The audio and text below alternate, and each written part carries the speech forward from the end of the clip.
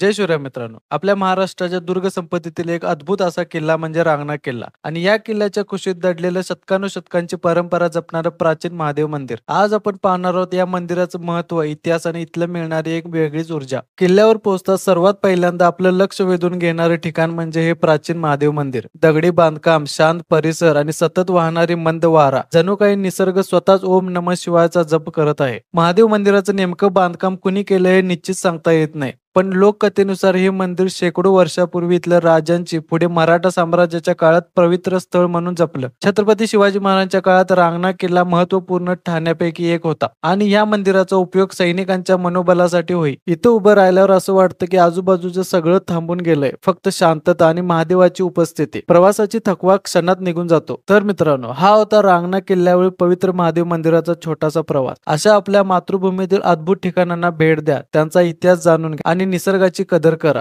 जर व्हिडिओ आवडला असेल तर लाईक, शेअर आणि सबस्क्राईब करायला विसरू नका. तोपर्यंत जय भवानी, जय शिवराय.